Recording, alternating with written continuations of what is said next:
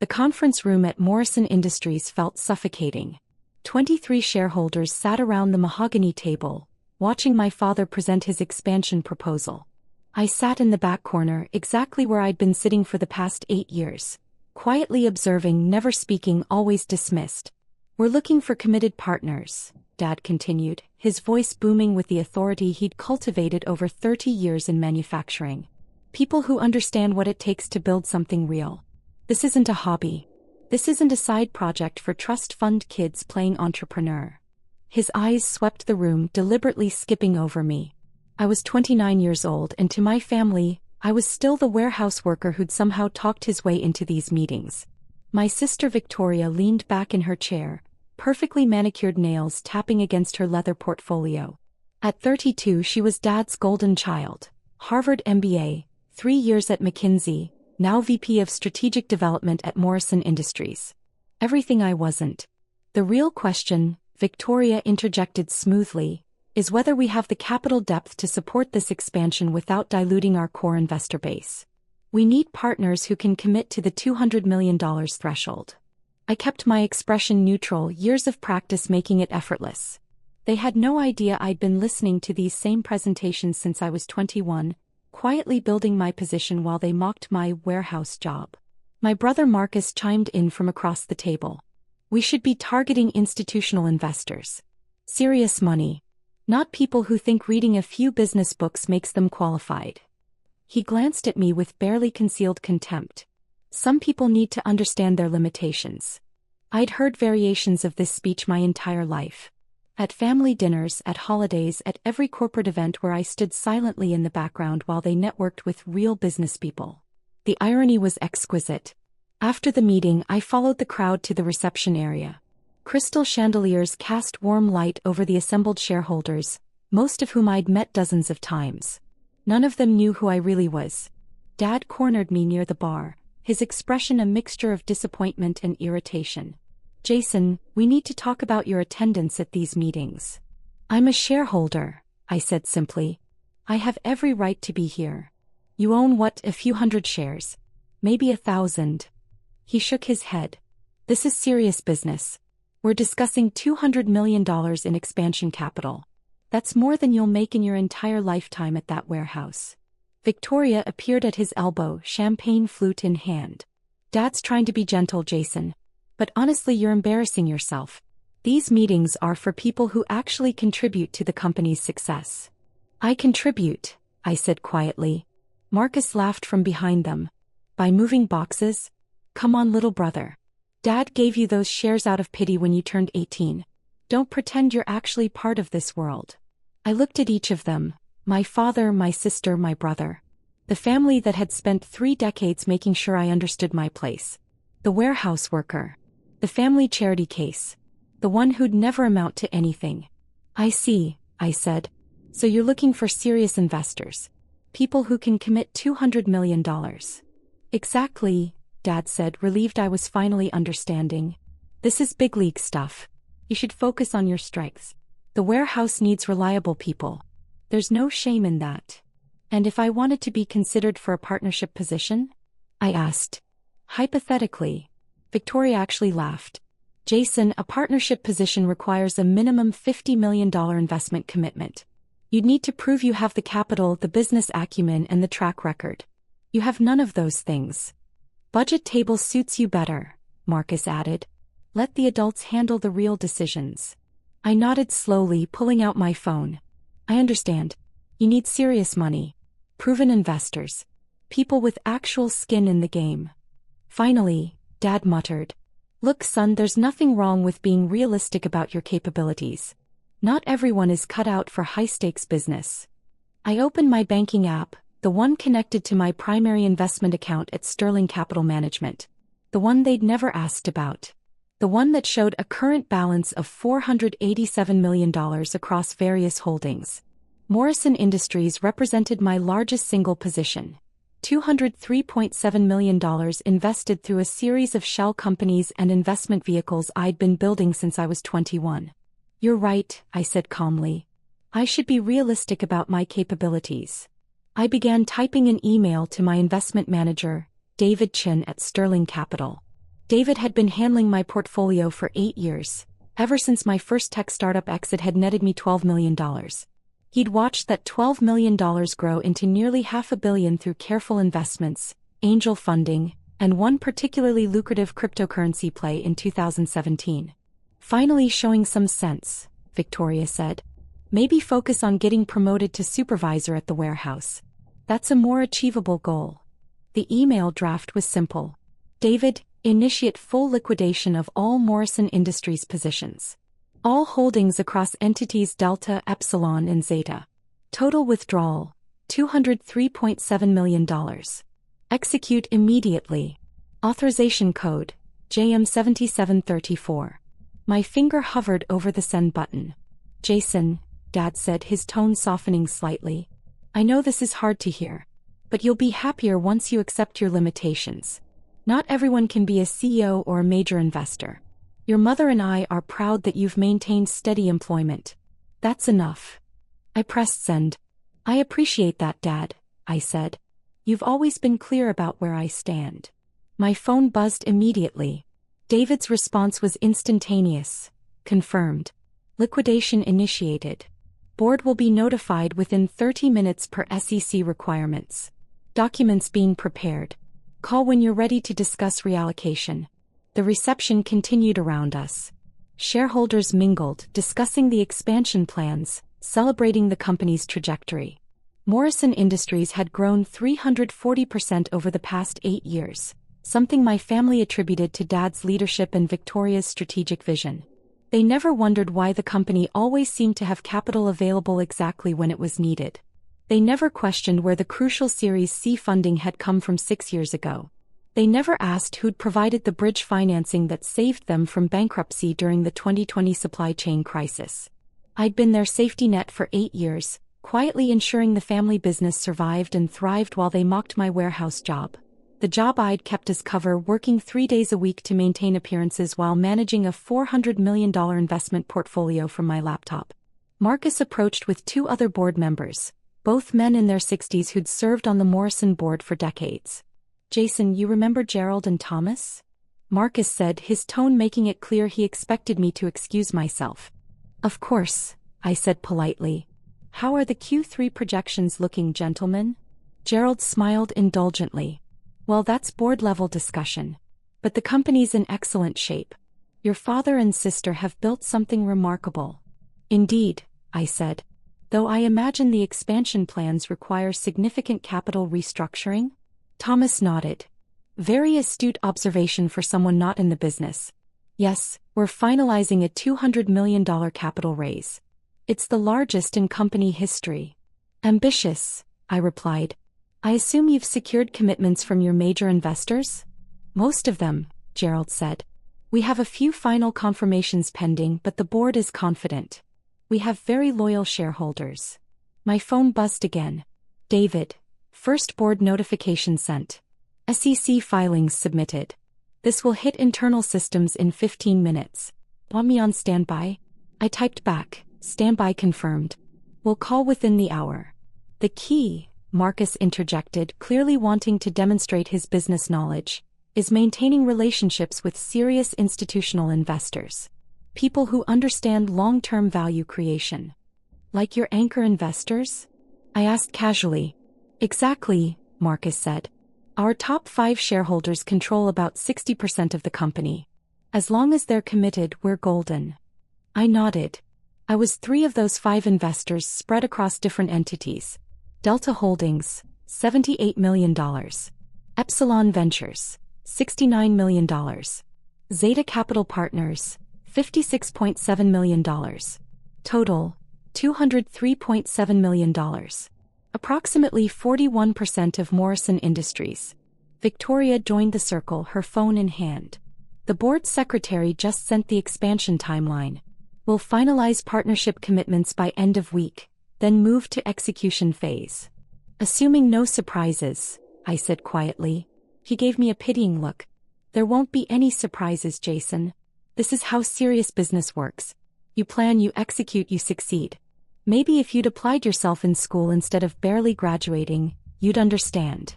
I'd graduated summa cum laude from MIT with a double major in computer science and finance.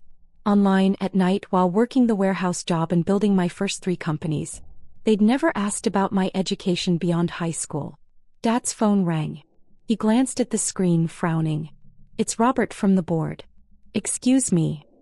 He stepped away and I watched his expression change from confident to confused to concerned in the span of 30 seconds. Victoria's phone buzzed. Then Marcus's. Then Gerald's and Thomas's. "What the hell?" Marcus muttered, staring at his screen. Victoria's face had gone pale. "There must be a mistake. This is... No, this can't be right." Dad returned, his face ashen. "We need an emergency board meeting. No. Everyone to the conference room." The reception dissolved into chaos as board members rushed back to the conference room. I followed slowly, laptop tucked under my arm, watching the panic spread like wildfire. Inside the conference room, Dad stood at the head of the table, Robert, the board chairman, beside him with a tablet displaying what I knew were SEC filings. "We have a situation," Robert announced, his voice tight.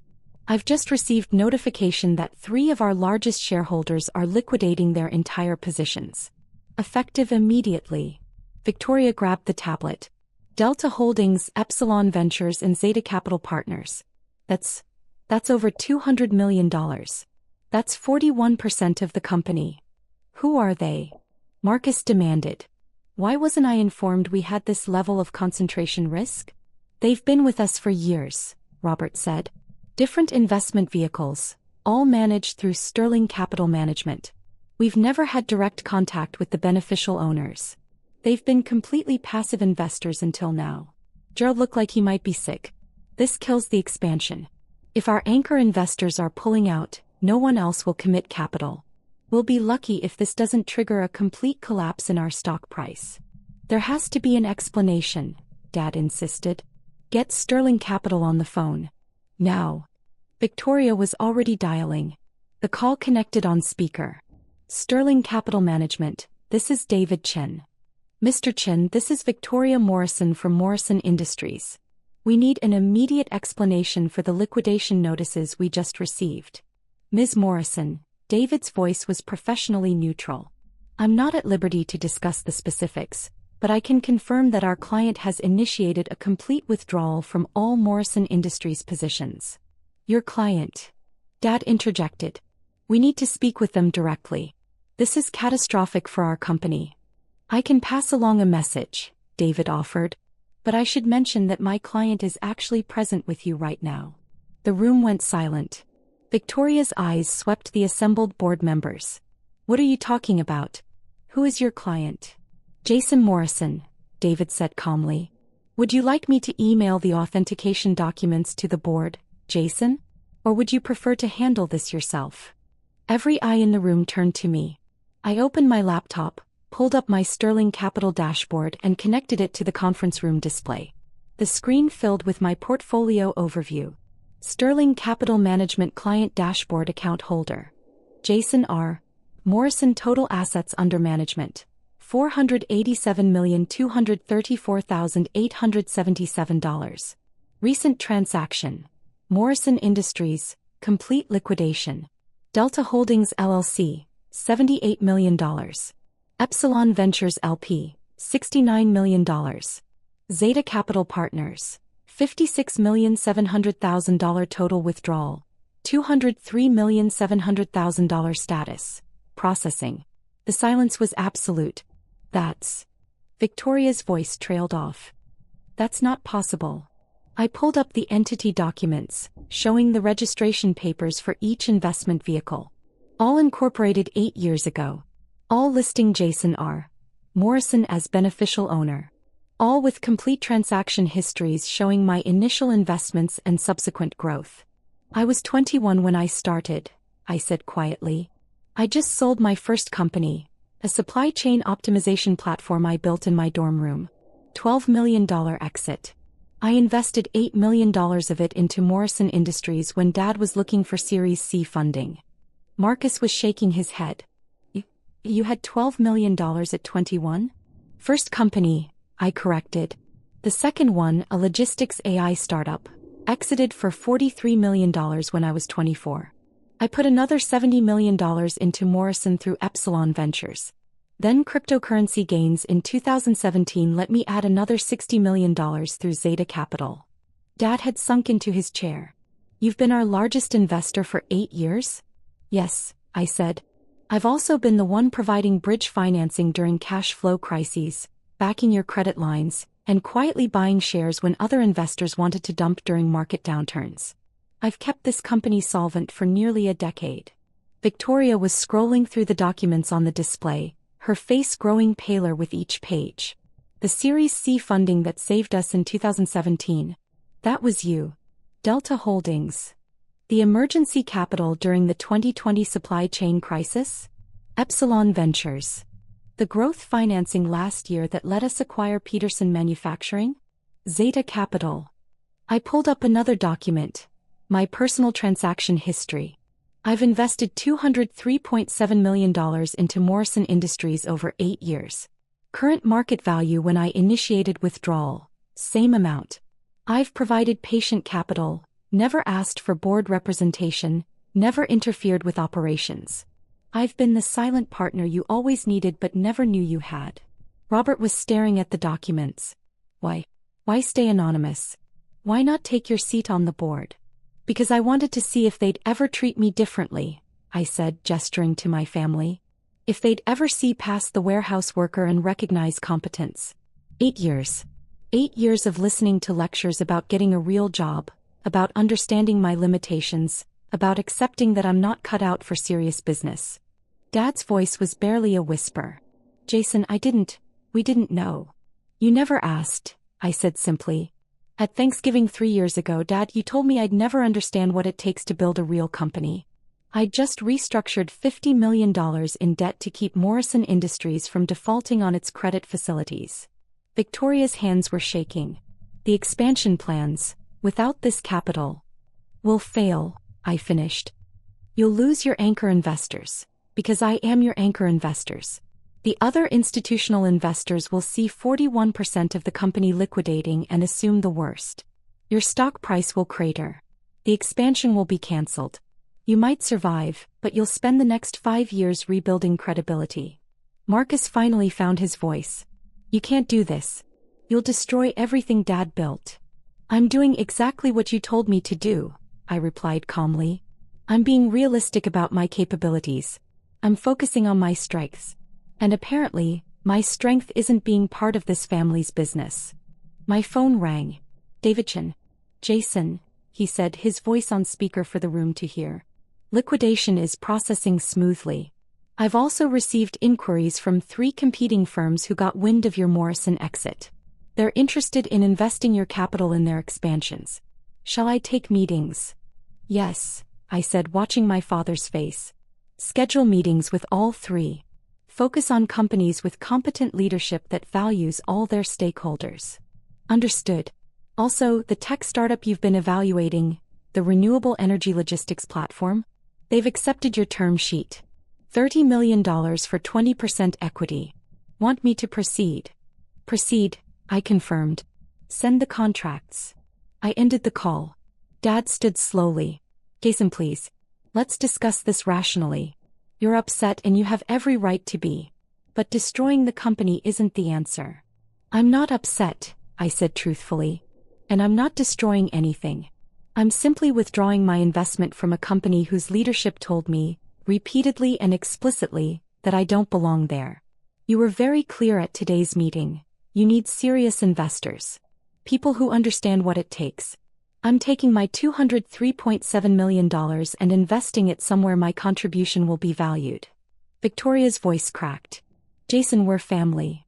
Family business is only for real family, I quoted. Those were Uncle Robert's exact words at Christmas 2 years ago, and every one of you agreed. Marcus told me at last year's shareholder meeting that I should focus on getting promoted to supervisor. You told me 3 months ago that partnership positions require $50 million minimum business acumen and track record, and that I have none of those things. I pulled up one final document. My complete investment history. I have $487 million in assets. I've founded and exited 4 companies. I've provided patient capital to 17 startups, 12 of which are now valued at over $100 million each. I have business degrees from MIT that I earned while you assumed I'd barely graduated high school. And I've spent 8 years being treated like the family failure while secretly keeping your business alive. The board members were staring at the display, at the undeniable evidence of everything I'd built while being dismissed as a warehouse worker. Robert cleared his throat. Jason, on behalf of the board, I apologize. We failed in our due diligence. If you'd just told us. Why should I have to tell you? I asked. Why is the burden on me to prove my worth? Why wasn't it enough that I showed up, that I participated, that I asked intelligent questions? Why did I have to reveal a 9-figure portfolio to be taken seriously? No one had an answer. Gerald spoke up, his voice hesitant. Is there any way to reverse this decision? I closed my laptop. The SEC filings are submitted. The liquidation is processing. Sterling Capital is already reallocating my portfolio. It's done. But the money hasn't transferred yet, Marcus said desperately. Technically you could still. Could I? I interrupted. Could I really? Let me understand. 3 hours ago you told me I was too poor for partnership. You said I should get a real job. You implied I was embarrassing myself by attending shareholder meetings. Now that you know I control 41% of your company, suddenly I'm worth listening to. Victoria was crying silently. Dad looked like he'd aged 10 years in 10 minutes. I'll make you a deal, I said. I'll consider reversing the liquidation under one condition. Everyone leaned forward. Apologize, I said. Not to me. To every employee at Morrison Industries who's been dismissed, overlooked, or underestimated because of their job title, their background, or their appearance. Issue a company-wide memo acknowledging that competence and contribution matter more than pedigree. Implement blind resume reviews for all positions. Create actual pathways for warehouse workers to advance into management if they demonstrate capability. Dad nodded eagerly. Done. We can do all of that. Right away. And, I continued, I want you to understand that I'm not doing this out of spite. I'm doing this because you've demonstrated that you evaluate people based on their surface credentials rather than their actual contributions. That's not just bad for me, it's bad business. How many talented people have you overlooked because they didn't have the right degree, the right connections, or the right last name? Robert was making notes. We'll implement everything you've suggested. Immediately. I shook my head slowly. You're missing the point. I don't want you to change because I'm threatening your business. I want you to change because it's the right thing to do. But you can't, can you? You'll implement these policies to save the company, but the moment the crisis passes, you'll go back to judging people by their resumes rather than their results. That's not fair, Victoria protested. We're trying to make this right. Are you? I asked. Or are you trying to save your expansion plans? My phone buzzed with an alert. The first tranche of liquidated assets had cleared. $68 million deposited to my Sterling Capital operating account. The money's moving, I said. First wave just cleared. The rest will follow over the next 48 hours. Dad stood reaching for my arm. Son, please. Give us a chance. We made mistakes, horrible mistakes. But we're your family. I looked at his hand on my arm. The same hand that had patted my shoulder condescendingly 1,000 times while telling me to accept my limitations. You're right, I said quietly. You are my family. Which is why this hurts. Which is why I spent 8 years hoping you'd see me differently. Which is why I kept coming to these meetings even when Marcus told me I was embarrassing myself. I gently removed his hand. But I'm done hoping. I'm done waiting for you to value me. I'm taking my $203.7 million and investing it in people who recognize talent regardless of where it comes from. Another alert. $45 million cleared. The board members were frantically conferring, their voices rising in panic. The expansion was dead. The stock price would crater when the market opened tomorrow. Years of growth wiped out. Victoria grabbed my laptop before I could stop her, staring at the Sterling Capital dashboard with wild eyes. There has to be something. Some way to fix this.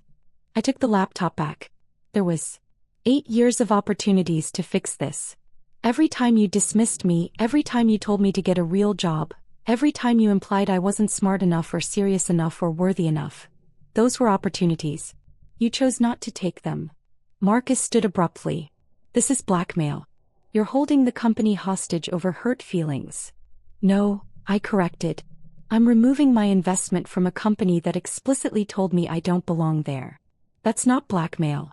That's respecting your clearly stated preferences. My phone rang again. David Chen. Jason, I need confirmation on the renewable energy logistics startup. They want to move quickly and I have 2 other VCs competing for the deal. Do you want to increase your position to $50 million for 30% equity? I looked at my family. Dad slumped in his chair, Victoria crying, Marcus seething, and the board members desperately trying to calculate if the company could survive losing 41% of its capital base. Increase to $75 million for 35%, I said. Send me the terms. Done, David confirmed. Also, should I proceed with meetings at the competing manufacturing firms? They're very eager to discuss investment. Schedule them for next week, I said. And David? See if any of them have employee advancement programs. I'm interested in companies that promote from within. I ended the call. $89 million cleared. Only $115.7 million remaining in Morrison Industries holdings, and it would all be gone by tomorrow. Robert made one final attempt. Jason, as board chairman, I'm formally requesting an emergency meeting to discuss restoring your investment position. We can offer you 3 board seats, VP title, whatever you need. I don't need anything, I said simply. I needed you to respect me 8 years ago. I needed you to value contribution over credentials.